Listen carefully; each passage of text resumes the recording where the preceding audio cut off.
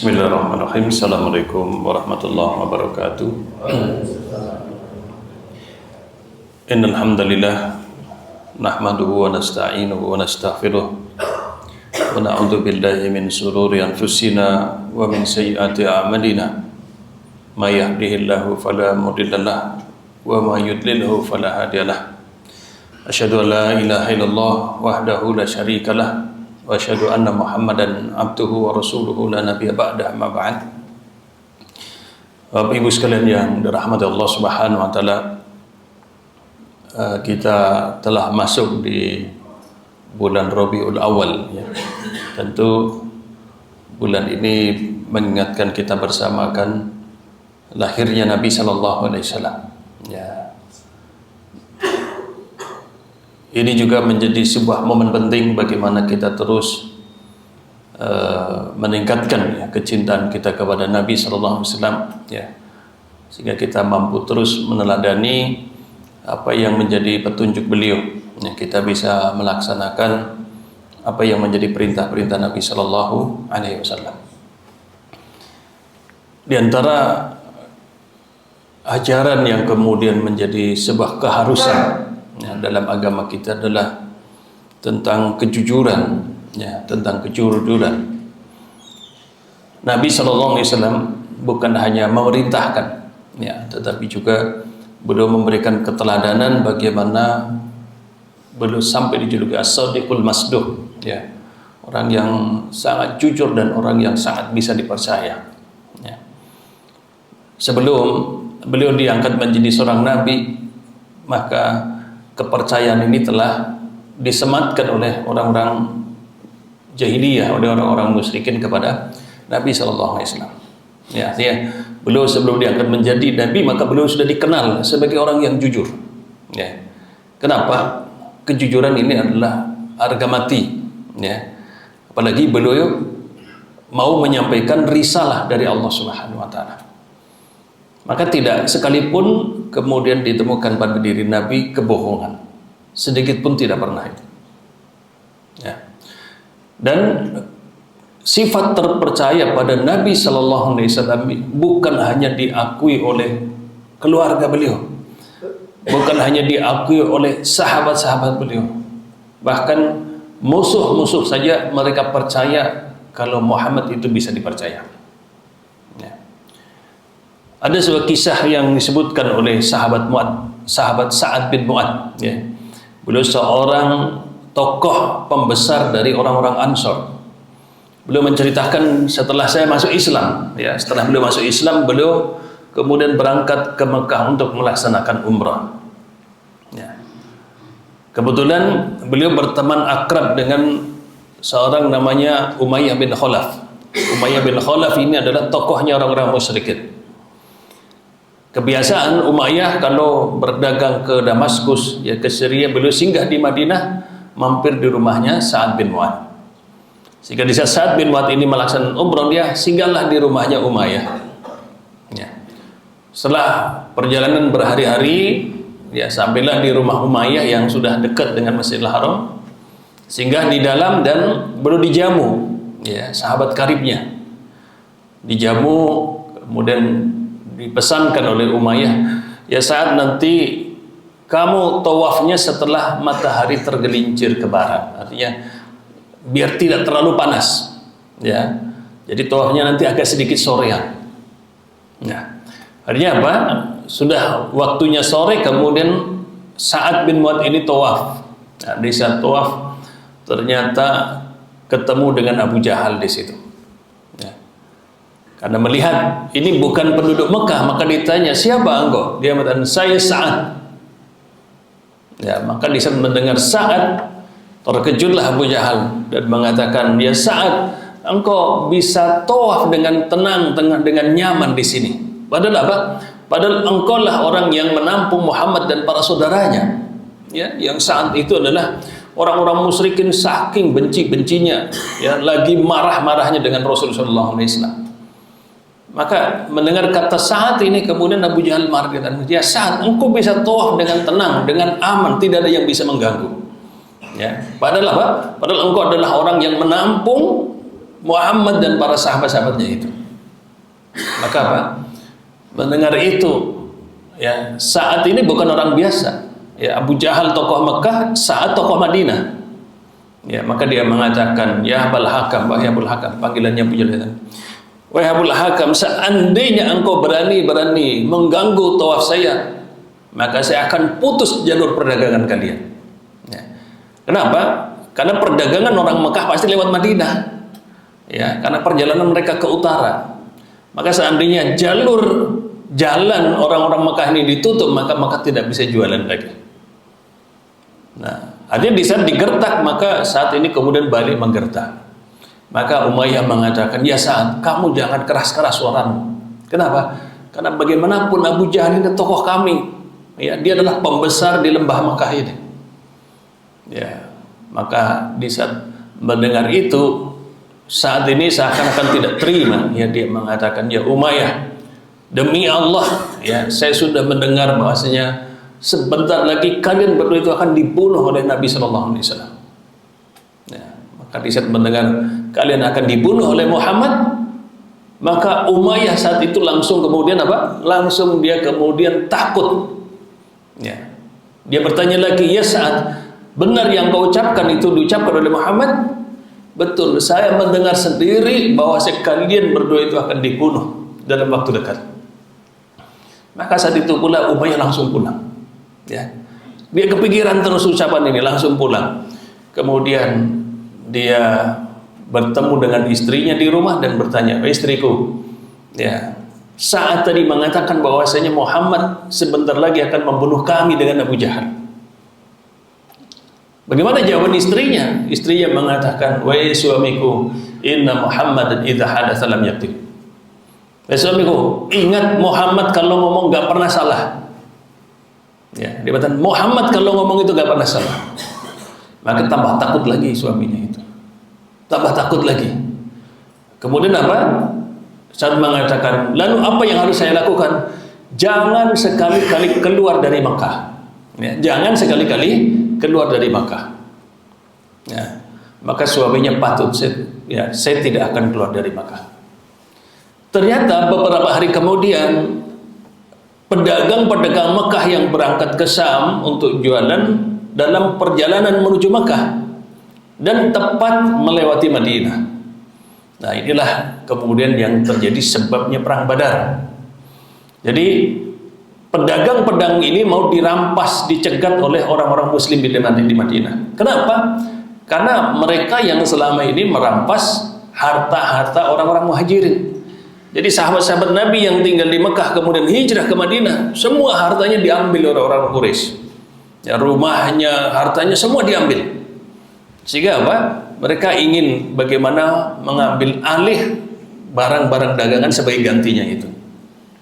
Nah, ternyata apa? Saat itu Abu Sufyan yang kemudian memimpin kafilah dagang ini, dia sudah curiga kalau pasukan atau kafilah dagang ini mau dirampas oleh kaum muslimin. Maka apa? Dengan cepat dia mengirim seorang penunggang kuda dengan cepat untuk sampai di Mekah dan minta bantuan agar kafilah dagang ini dijaga oleh pasukan. Ya, maka sampailah utusan di Mekah dan diumumkan bahwa kafilah dagang dalam kondisi bahaya karena akan dirampas oleh kaum muslimin. Ya, maka saat itu mulai dikumpulkan pasukan sejumlah 1000 pasukan untuk mengawal dagangan. Kenapa harus dikawal? Karena Mekah sampai hari ini nggak bisa swasembada pangan, Bapak Ibu sekalian.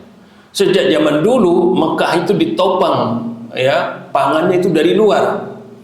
Maka kalau kafilah dagang ini kemudian dicegah, barang-barang dagangan diambil, terjadi paceklik di Mekah.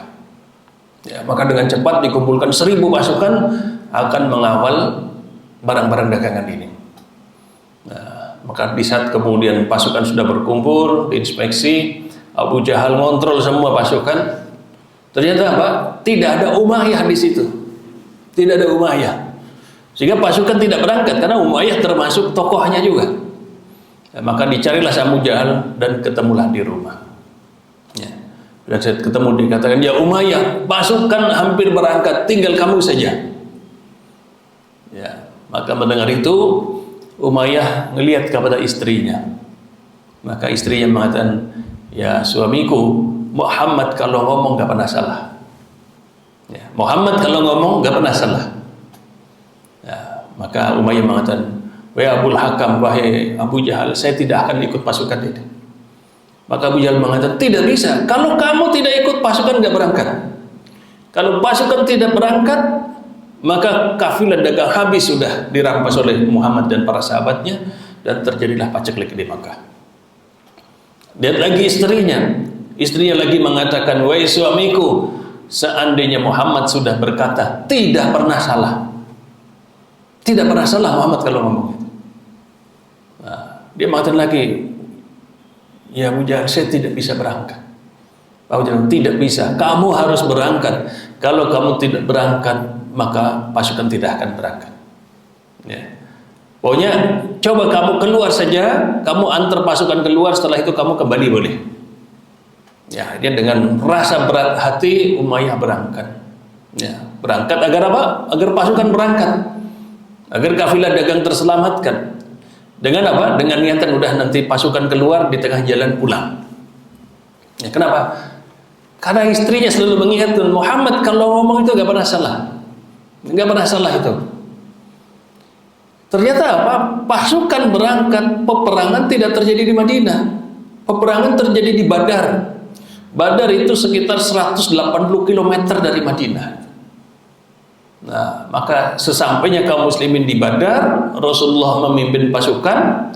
Ya, beliau datang duluan. Kenapa? Karena salah satu strategi peperangan saat itu adalah yang penting air. Ya, bagaimana kaum muslimin, pasukan kaum muslimin itu apa? Mendapatkan air dulu.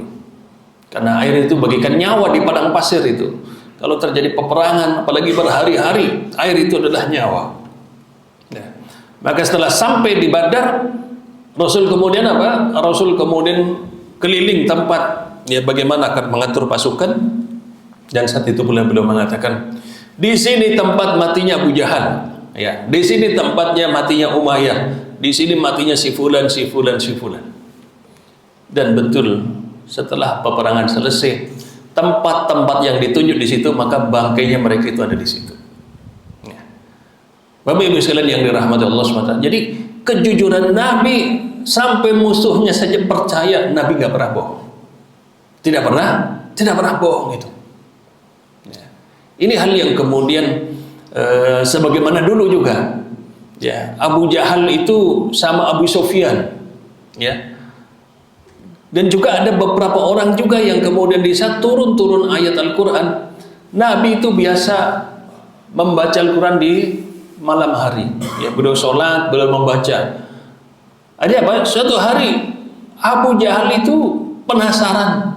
Ya, dia penasaran, gak bisa tidur, penasaran, kemudian datang ke rumahnya Nabi SAW dan mendengarkan Al-Quran.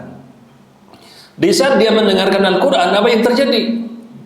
Beliau terkesima dan menyimak bacaan Quran itu sampai Nabi SAW selesai sholat. Jadi di saat beliau mendengar Al-Quran, beliau terkesima. Ya, kenapa? Karena bahasa Quran yang begitu tinggi sastranya. Dan saat itu Mekah adalah negeri yang sedang berlomba-lomba sastra. Dan Al-Quran di saat turun mengalahkan semua sastra di saat itu. Ternyata setelah Abu Jahal kemudian dia mendengar Rasulullah setelah sholat, beliau kembali. Ternyata baru beberapa langkah beliau ketemu dengan temannya. Ya. Kemudian bertanya, dari mana engkau? Nah, mereka tidak bisa mengelak karena pasti dari rumahnya Nabi SAW. Kemudian beliau mengatakan, ini jangan sampai bocor, ya, jangan sampai bocor. Ya, kenapa? Kalau orang-orang tahu kita mendengarkan Al-Quran, bisa celaka kita itu. Kenapa? Sebelumnya kita sudah melarang setiap orang mendengarkan Al-Quran. Kenapa? Begitu banyak orang-orang yang tadinya mendengar Al-Quran, jadi mereka beriman mengikuti Muhammad. Maka jangan sampai tersebar. Ini apa? Kembalilah mereka. Besok malamnya mereka tidak bisa tidur. Tidak bisa tidur. Akhirnya apa? Penasaran lagi, belum datang lagi ke rumah Nabi mendengarkan bacaan Qurannya Nabi. Di saat mendengarkan lagi, mereka terkesima lagi. Terkesima lagi. Kemudian sampai sholat selesai, mereka berapa langkah kembali, ketemu lagi dua sahabatnya. Ternyata sama, nguping juga bacaan Qurannya Nabi itu. Sampai 3 hari berturut-turut terjadi. Padahal mereka ada janji ini yang terakhir, tidak boleh terjadi lagi. Ternyata terjadi lagi.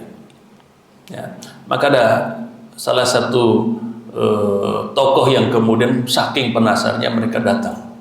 Ya, kemudian bertanya, dikatakan, ya Abu Jahal, sebenarnya bagaimana pendapatmu dengan Quran itu?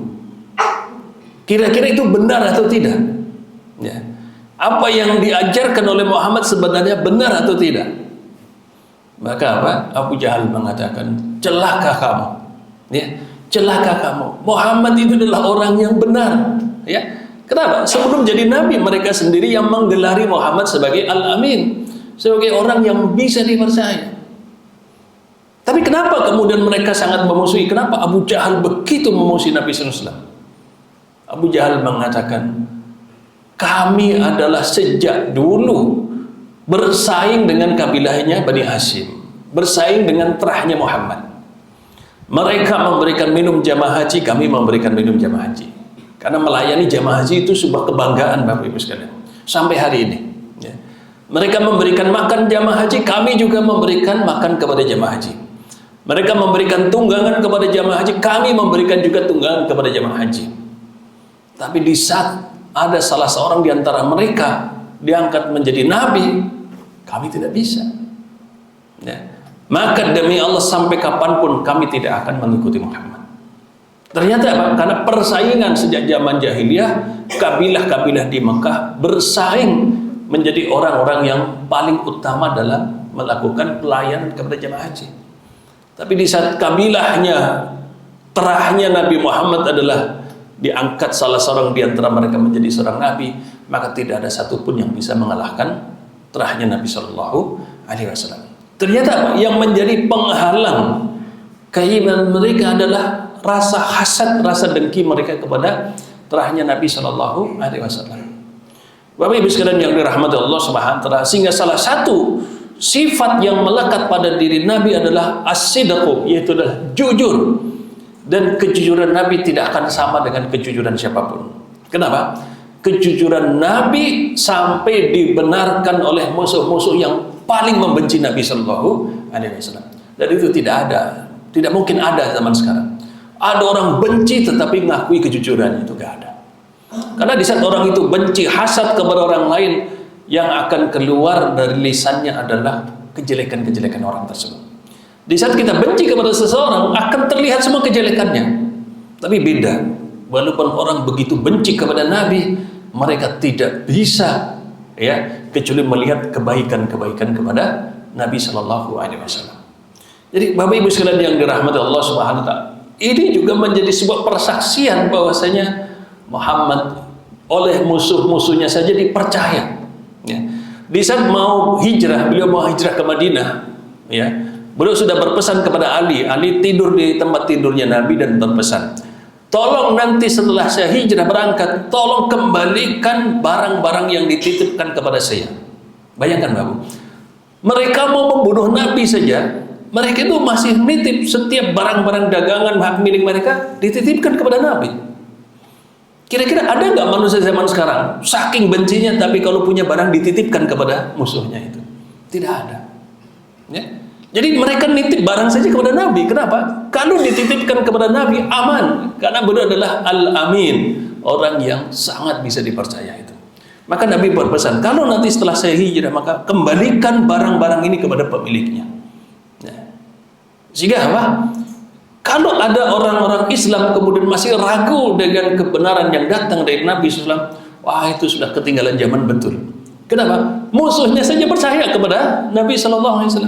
Musuhnya saja membenarkan apa yang datang dari Nabi SAW. Maka di saat kemudian turun perintah Allah SWT kepada Rasulullah, fasda bima tu'mar, ya, wa a'rid anil musyrikin. Ya, dalam riwayat lain dikatakan, dalam ayat ini dikatakan, wa anzir ashiratakal aqrabin, berikan peringatan kepada kaum kerabatmu ya Muhammad.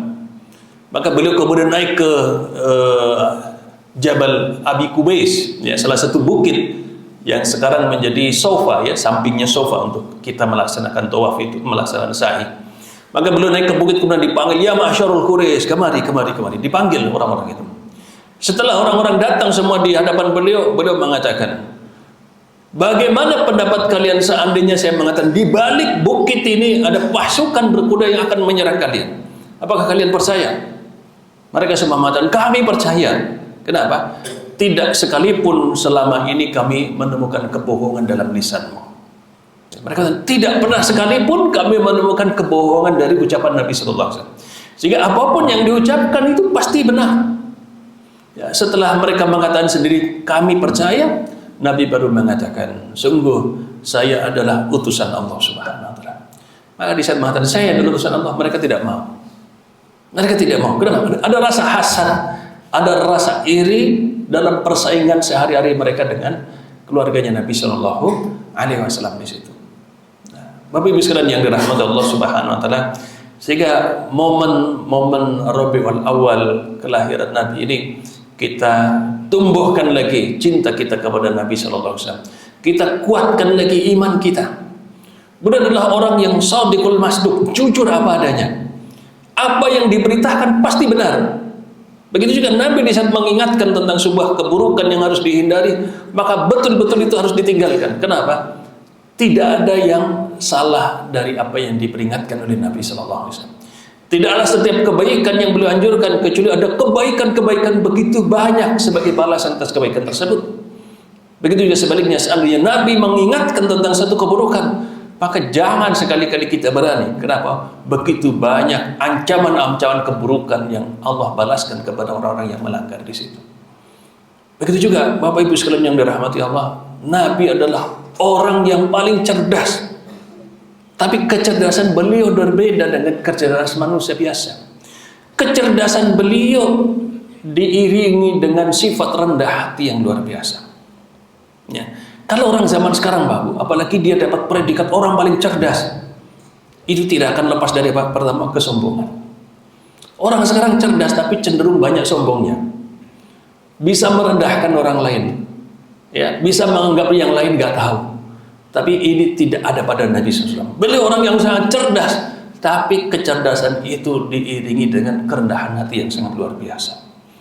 Begitu juga Rasulullah SAW adalah orang yang begitu penyayang, orang yang begitu tabligh, menyampaikan apapun yang datang dari Allah Subhanahu Wa Taala. Tetapi apa? Diiringi dengan sifat-sifat yang menjadikan orang lain betah di sisi Nabi Sallallahu Alaihi Wasallam. Karena begitu banyak orang, kalau orang biasa dia memiliki keutamaan-keutamaan yang lain, maka apa? Dia berusaha untuk menjaga biar dirinya tidak sama dengan orang lain. Dan itu berbeda dengan sifat Nabi Sallallahu Alaihi Wasallam. Beliau seorang manusia paling mulia. Bayangkan, manusia paling mulia di jagat raya ini. Tidak ada manusia lebih mulia dari beliau. Maka beliau dikatakan sebagai Sayyidul Mursalin, pemimpinnya para nabi dan rasul. Tapi apa? Beliau berdoa kepada ya Allah, hidupkan saya bersama fuqara, matikan saya juga bersama mereka. Beliau tidaklah makan kecuali dengan kaum fakir miskin. Bayangkan, itu manusia paling mulia itu, lebih mulia dari presiden kita, nggak ada apa-apanya itu. Tapi beliau makan, beliau meninggal pun dengan fuqara. Itu sesuatu yang tidak mungkin terjadi pada manusia di situ.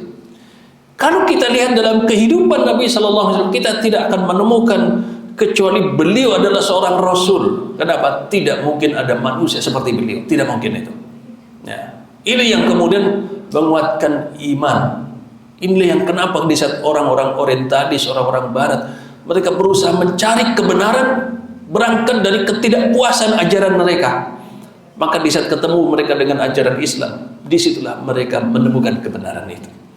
Ya, jika kita lihat orang-orang mu'alaf di zaman-zaman sekarang, mereka lebih antusias beragama, mereka lebih semangat di dalam mengajarkan Islam dan belajar Islam. Kenapa?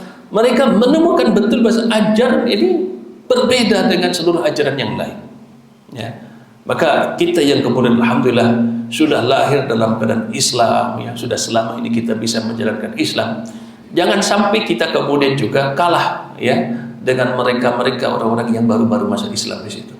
Kita terus pelajari, kita terus dalami, karena tidaklah Islam didalami kecuali kita akan semakin haus dengan kebenaran dan nilai-nilai Islam. Semoga Allah Subhanahu wa taala yang senantiasa memberikan bimbingan petunjuk dalam kehidupan kita sehingga kita menjadi golongan orang-orang yang selamat di dunia dan di akhirat. Amin amin ya rabbal alamin. Semoga ada manfaatnya. Kurang lebihnya mohon maaf. Kita akhiri. Subhanakallahumma bihamdik asyhadu an la ilaha illa anta astaghfiruka wa atubu ilaik. Assalamualaikum warahmatullahi wabarakatuh.